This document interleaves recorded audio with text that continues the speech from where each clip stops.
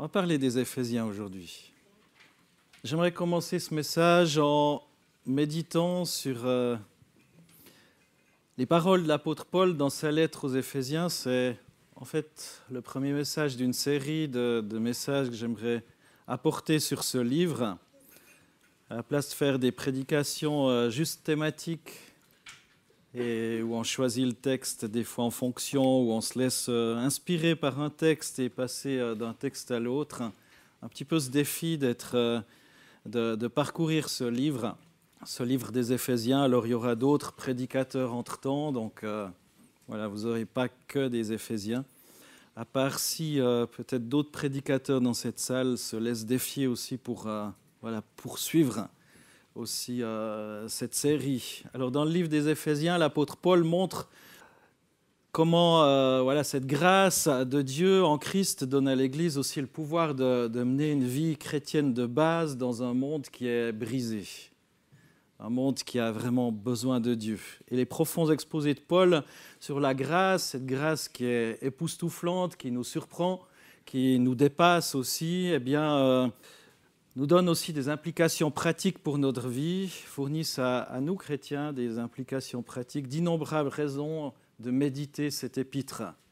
Pas juste une partie du texte, pas juste ces versets 1 à 14, mais toute cette lettre. Et les Éphésiens sont un trésor de grâce de Dieu. Et Paul commence cette épître en savourant les bénédictions incroyables de Dieu pour ceux qui sont en Christ. Et l'apôtre, emprisonné, invite le lecteur de sa lettre à revenir sur l'œuvre de Dieu dans le passé.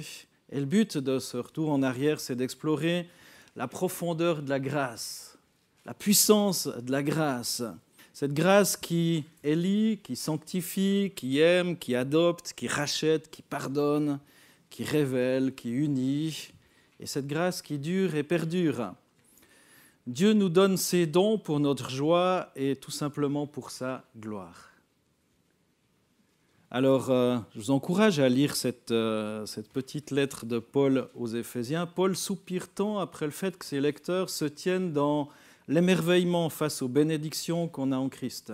Il était en prison lorsqu'il a écrit cette lettre et il nous donne des pistes incroyables pour notre vie, d'aujourd'hui encore, même si ça a été écrit il y a 2000 ans passés.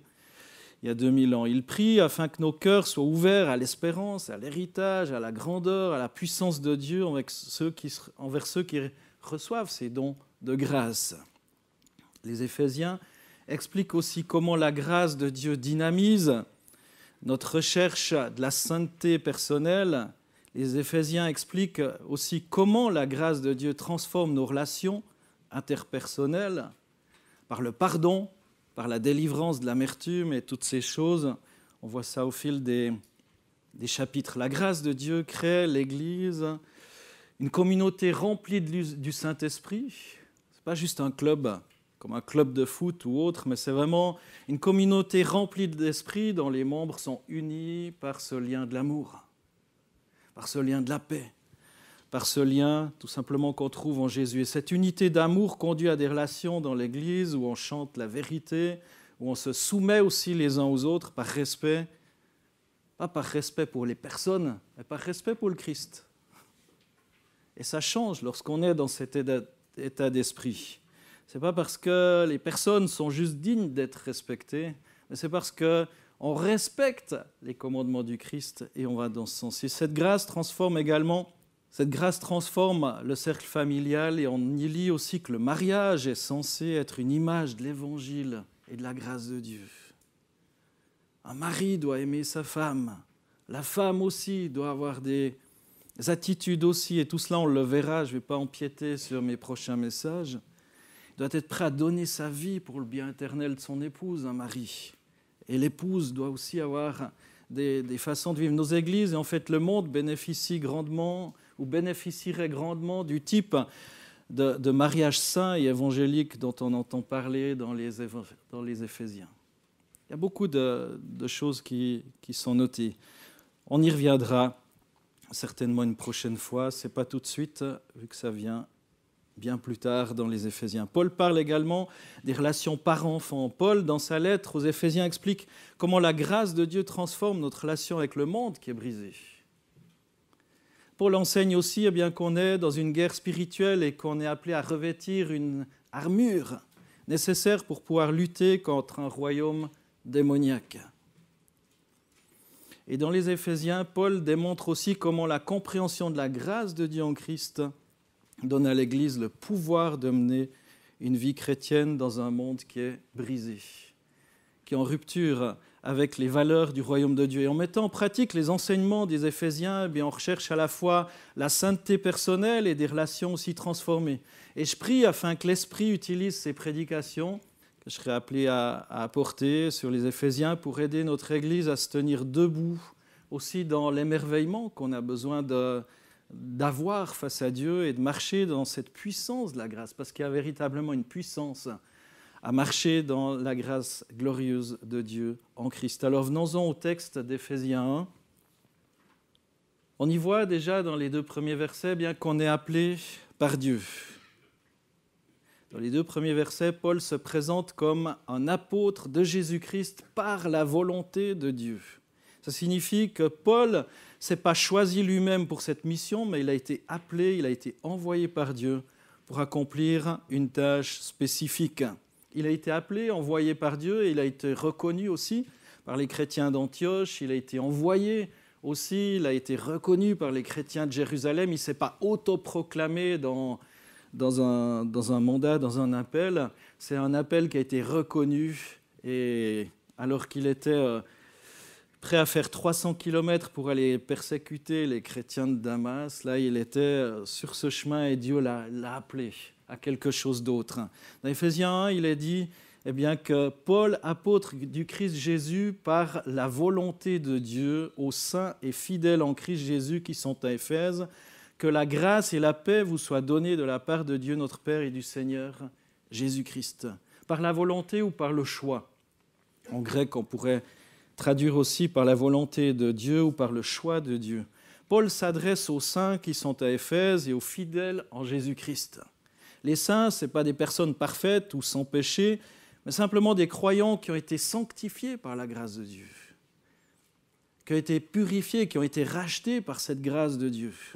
Et des croyants qui cherchent à suivre Jésus-Christ de tout leur cœur. Et les fidèles en Christ sont ceux qui ont mis leur foi et leur confiance en Christ comme leur sauveur personnel. Pas dans leur capacité, pas dans je ne sais quoi, mais en Christ. Ma foi, elle est placée pas dans du vent, mais en Christ. Et Paul souhaite ensuite que la grâce et la paix soient données aux Éphésiens, la part de Dieu notre Père et du Seigneur Jésus-Christ. La grâce, c'est ce don gratuit, non mérité de Dieu pour le salut et la vie éternelle. La paix, la tranquillité de l'âme vient de la réconciliation avec Dieu. Cette paix. C'est ce shalom aussi qu'on peut invoquer sur les gens. Et en tant que chrétien, on a été appelé aussi par Dieu à une mission spécifique dans notre vie, qu'on soit pasteur, qu'on soit missionnaire, qu'on soit enseignant, qu'on soit jeune, qu'on soit moins jeune, qu'on soit étudiant. On a tous un plan à jouer dans l'accomplissement du plan de Dieu pour notre vie, pour l'Église, pour la société. Beaucoup de personnes courent après leurs dons, leurs talents. À quoi est-ce que je suis appelé? C'est quoi mon ministère? Déjà, dans ce texte, on voit l'appel. C'est un petit peu comme à la recherche de l'appel perdu. Mais dans ce texte, on voit déjà pas mal de choses par rapport à cet appel sur notre vie. C'est la louange, la gloire de Dieu. On est appelé à glorifier Dieu. Comme Paul, on doit se rappeler que notre appel ne vient pas de nous-mêmes, mais de Dieu. On a été choisi, on est envoyé par lui pour accomplir une tâche dans ce monde. On est appelé à connaître, à rechercher sa volonté pour notre vie, à suivre aussi les directives avec fidélité. Alors on est appelé à se rappeler que la grâce et la paix ne viennent pas de nous-mêmes, mais de Dieu notre Père et du Seigneur Jésus-Christ. Et je vous encourage simplement à méditer sur ces paroles de Paul et à rechercher à connaître la volonté de Dieu, que la grâce et la paix vous soient données de la part de Dieu notre Père et du Seigneur Jésus-Christ. Que la grâce et la paix vous soient données. Que cette grâce vous soit donnée, mes frères et sœurs, que cette paix vous soit accordée. On va poursuivre avec les versets 3 à 14, ce chapitre des Éphésiens. L'apôtre Paul continue à nous rappeler ces époustouflantes bénédictions qu'on a en Jésus-Christ. Comme je l'ai dit, la lettre de Paul aux Éphésiens contient de nombreux enseignements sur la vie chrétienne, sur la façon dont les croyants devraient vivre leur foi dans ce monde. On est dans le monde, mais on n'est pas de ce monde. On est déjà un petit peu, même si on n'est pas encore, dans le royaume de Dieu. Et on est appelé à adopter les valeurs du royaume. Alors je vais lire les versets 3 à 14. « Béni soit le Dieu et Père de notre Seigneur Jésus-Christ, qui nous a bénis de toute bénédiction spirituelle dans les lieux célestes en Christ. » Ça commence bien, hein? C'est ce que vous êtes. C'est ce que vous êtes. En lui, Dieu nous a élus avant la fondation du monde pour que nous soyons saints et sans défaut devant lui. Dans son amour, il nous a prédestinés par Jésus-Christ à être adoptés selon le dessein bienveillant de sa volonté. Pourquoi ? Cherchez votre but, cherchez le ministère que Dieu vous a donné. Verset 6. Pour célébrer la gloire de sa grâce qu'il nous a accordée en son bien-aimé. En lui, nous avons la rédemption par son sang, le pardon des péchés selon la richesse de sa grâce, que Dieu a répandu abondamment sur nous en toute sagesse et intelligence. Il nous a fait connaître le mystère de sa volonté, le dessein bienveillant qu'il s'était proposé en lui, pour l'exécuter quand les temps seraient accomplis, réunir sous un seul chef le Christ, tout ce qui est dans les cieux et ce qui est sur la terre. En lui, nous avons aussi été mis à part, prédestinés selon le plan de celui qui opère tout selon la décision de sa volonté. Afin que quoi ? Afin que nous servions à célébrer sa gloire, nous qui d'avance avons espéré en Christ. En lui, vous aussi, après avoir entendu la parole de la vérité, l'évangile de votre salut, en lui, vous avez cru et vous avez été scellés du Saint-Esprit qui avait été promis et qui constitue le gage de notre héritage en vue de la rédemption de ceux que Dieu s'est acquis. Pourquoi ? Pour célébrer sa gloire. Je crois qu'il y a véritablement une puissance en célébrant sa gloire. Et bien souvent, Dieu nous parle.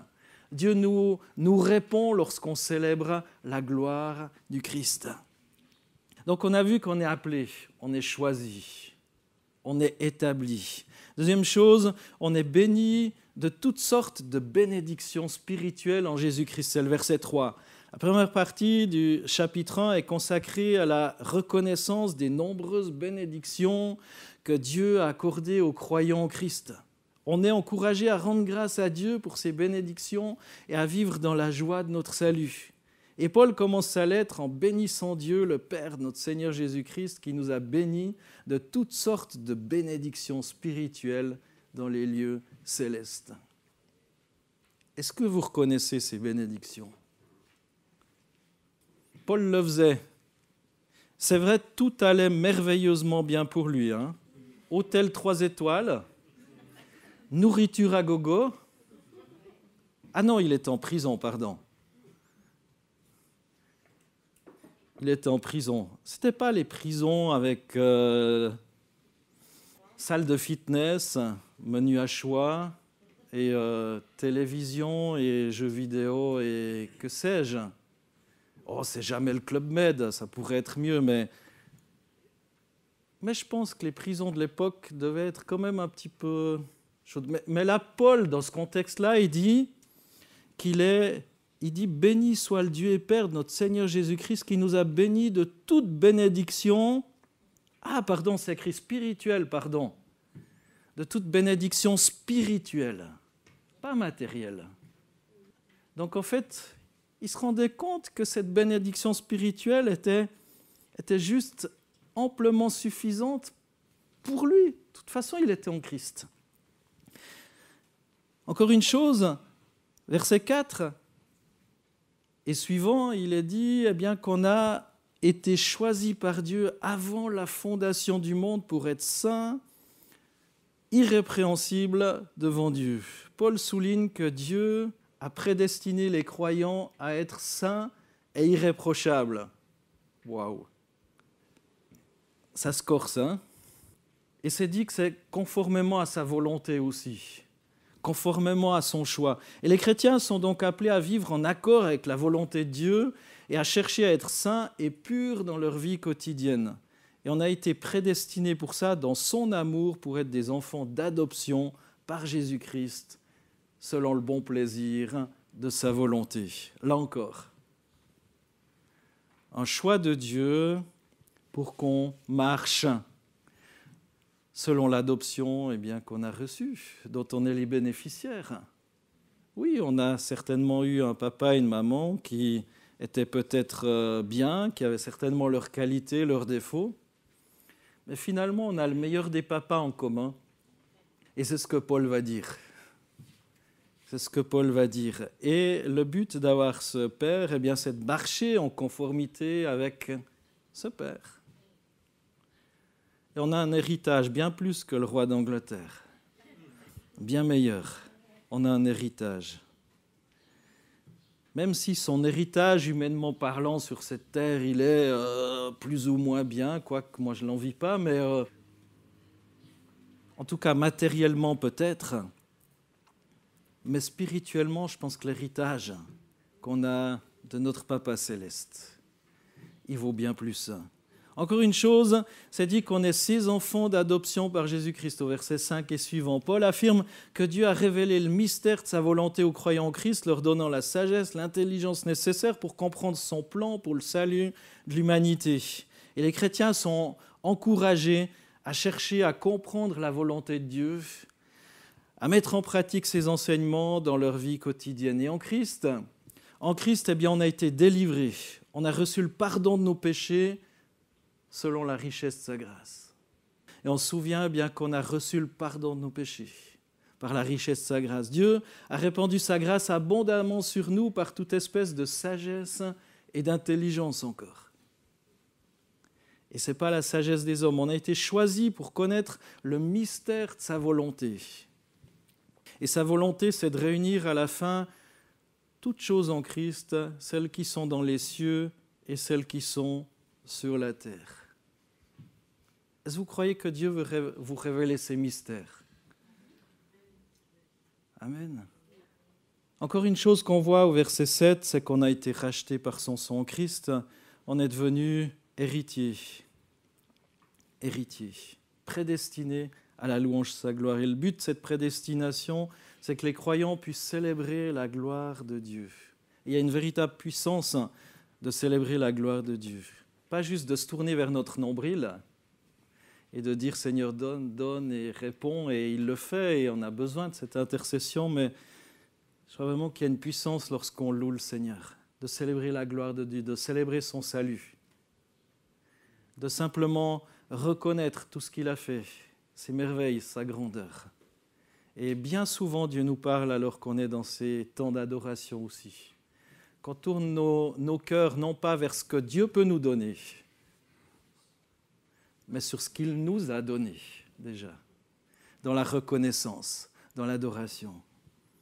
Et ces versets peuvent susciter des questions sur la prédestination, des débats théologiques, sur le libre arbitre, mais c'est juste important de comprendre que l'objectif de Paul, c'est de souligner la grâce et la gloire de Dieu, plutôt que de se concentrer sur des détails de la prédestination et de la volonté de Dieu. Juste se tourner vers ce qui est essentiel. Encore une chose qu'on voit dans ce texte, qu'on est devenu héritier et qu'on a été scellé du Saint-Esprit, c'est les versets 11 et suivants. On a été scellé du Saint-Esprit qui a été promis, et Paul souligne l'importance d'être rempli du Saint-Esprit. Importance. C'est le sceau de l'héritage qu'on a en Christ. Et les chrétiens sont encouragés simplement à chercher la présence de l'Esprit Saint dans leur vie et à suivre les conseils et les enseignements que le Saint-Esprit donne. Pas les conseils que Paul, Jacques et Jean sur cette terre, je dis Paul, Jacques et Jean, pas ceux de la Bible, mais ceux qui sont là à vos côtés. Donc juste chercher la présence de l'Esprit Saint dans leur vie, à suivre les conseils, les enseignements que l'Esprit donne. Et Paul encourage les croyants à vivre pour la gloire de Dieu, en servant sa louange et en espérant en Christ. Et c'est pour ça qu'on met aussi l'emphase sur la louange, sur l'adoration. Je crois qu'il y a vraiment une puissance à tourner nos cœurs vers l'essentiel finalement. Et alors, quand on tourne nos regards vers l'essentiel, des fois, il y a des questions, des problèmes qui prennent moins d'emphase, moins d'ampleur, moins d'importance. Si vous ne savez pas encore pourquoi et pour quel but vous êtes ici sur Terre, considérez à la lumière de ce texte que les chrétiens sont appelés à rechercher à glorifier Dieu dans toute leur action et à vivre leur vie en accord avec les enseignements de l'Évangile. Je ne sais pas si vous avez fait attention, mais dans ces 14 petits versets, ça dit 3 fois qu'on est appelé à célébrer la gloire de Dieu. 3 fois. Je ne sais pas si les enseignants, quand vous corrigez des copies, s'il y a autant de répétitions. Moi, c'était toujours mon problème dans les rédactions et les trucs, c'est qu'il y avait trop de répétitions, semble-t-il. En lisant la Bible, tu vois 14 versets, il y a plein de répétitions. Je ne sais pas, peut-être qu'il y a besoin que ça rentre un petit peu, de célébrer la gloire de Dieu. Peut-être que ce n'est pas naturel et on a besoin qu'on nous le répète et qu'on tape sur le clou jusqu'à ce qu'il s'enfonce. En conclusion, je vous encourage à méditer simplement les paroles de l'apôtre Paul, à vous réjouir des bénédictions incroyables que vous avez en Jésus-Christ. Rappelez-vous que ces bénédictions ne viennent pas de vous-même, mais de Dieu, notre Père, et du Seigneur Jésus-Christ. On pourrait s'enorgueillir, j'ai bien travaillé, j'ai fait ci, je suis fidèle, je suis ceci, je suis ça. Mais ça s'appelle plus de la grâce, ça s'appelle du mérite. Ça s'appelle du mérite. Et lorsqu'on considère la grâce dans son sens, ce n'est pas quelque chose qui se mérite. Autrement, c'est plus de la grâce. Alors, mes frères et sœurs, on est appelés par Dieu. Vous êtes appelés par Dieu. Yes. Vous dites, ouais, Paul, il était appelé comme apôtre et moi, je suis appelé juste à célébrer la gloire de Dieu. Zut. Mais peut-être à bien plus de choses que ça aussi. Bien d'autres choses aussi. Finalement, alors que vous tournez vos cœurs vers le Seigneur, on est béni de toutes sortes de bénédictions spirituelles en Jésus-Christ. Est-ce que vous pouvez le dire et le proclamer vraiment en pleine de tout votre cœur? Je suis béni de toute bénédiction spirituelle. Oui, vous pouvez le dire comme ça, le répéter, parce que je vous le ferai répéter, mais est-ce que votre cœur le dit? Et si ce n'est pas le cas, peut-être se poser la question, mais pourquoi? Qu'est-ce qui cloche? Pourquoi est-ce que je me sens pas bien, finalement, spirituellement? Est-ce qu'il y a quelque chose à recaler? On a été choisi par Dieu avant la fondation du monde. Ça date, avant la fondation du monde, ça fait vieux quand même. On a été choisi par Dieu avant la fondation du monde pour être saints et irrépréhensibles devant lui. Donc, en fait, le plan de Dieu, il date et il continue jusque dans l'éternité. Là aussi, c'est très long, l'éternité. On est ses enfants d'adoption par Jésus-Christ selon le bon plaisir de sa volonté. Yes. Des enfants d'adoption, des fils et des filles. On a été rachetés par son sang et on a le pardon de nos péchés. Est-ce que ça vous met en joie? Ah ouais, je sens une joie très mesurée quand même. Et finalement, on est devenu héritier et on a été scellés du Saint-Esprit. Et c'est une joie qui ne doit pas être tellement profonde qu'il faut une échelle, une corde ou je ne sais pas quoi pour aller la rechercher, mais ça doit se voir. Je crois que lorsque le Saint-Esprit agit en nous, il me semble qu'on n'est pas appelé à avoir des têtes d'enterrement, ni dans une église, ni chez nous. Parce que si vous faites la différence entre les moments où vous êtes dans l'église et les moments où vous êtes chez vous, je ne sais pas l'exemple que vous montrez à votre entourage, mais en tout cas, pas une image de plénitude et de grâce, comme Paul le disait. Et comme je le dis, Paul, il disait qu'il était béni de toute bénédiction spirituelle au fond de sa tôle, Par la grâce de Dieu, je n'ai jamais été encore mis en prison. J'espère pas que ça se produise. En tout cas, pas pour les mauvaises raisons. Si c'est à cause de l'annonce de l'Évangile, je pense que Dieu me donnera la force de subir, je dirais, cette épreuve. Mais malgré ça, Paul, il se sentait comblé. Et il était capable d'encourager les autres, puis de les booster, puis de leur dire, mais allez, t'es choisi, t'es établi pour aller adorer le Seigneur. Tu te rends compte de ton salut? Tu te rends compte que tu es un fils ou que tu es une fille de Dieu? Alors soyons reconnaissants pour sa grâce abondante et cherchons à servir à la louange de sa gloire dans tous les aspects de notre vie. Pas seulement lorsqu'on est sur une estrade pour conduire un temps de louange, mais tout le temps, tout le temps, tout le temps. Servir à sa gloire, à sa louange.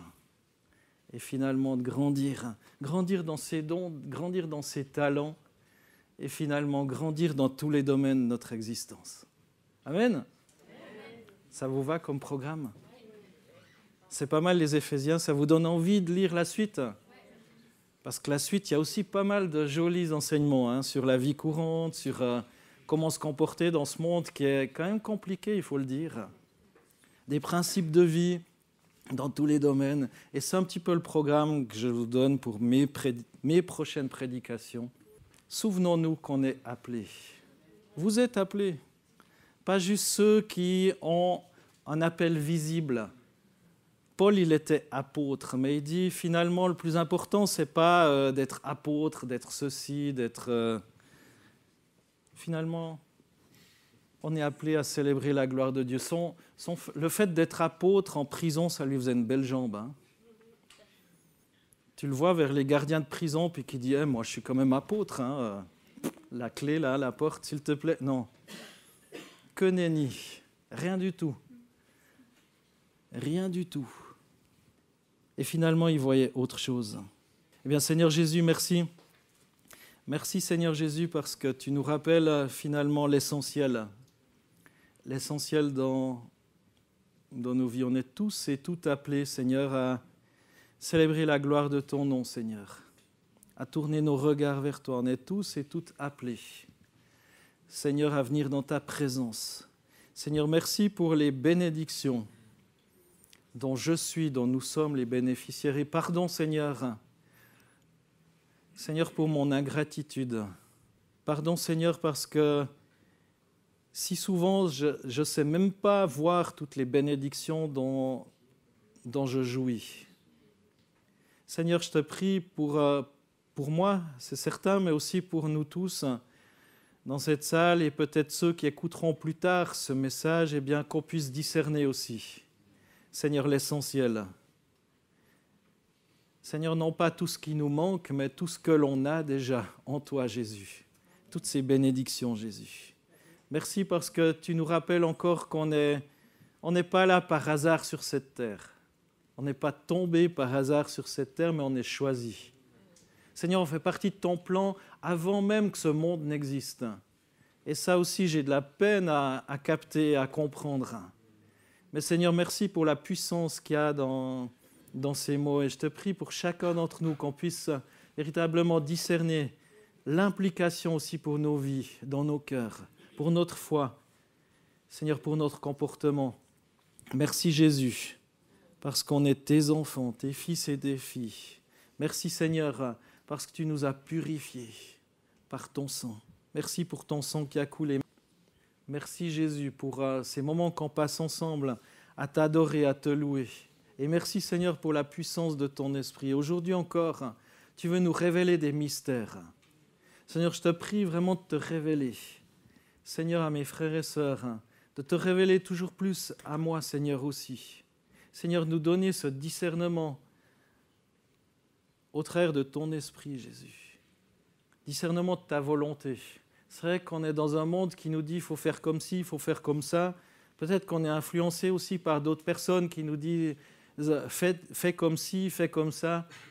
Mais Seigneur, aide-nous à avoir le réflexe de voir aussi, aide-moi à avoir le réflexe de voir ce que me dit ta parole, Seigneur, dans telle ou telle situation.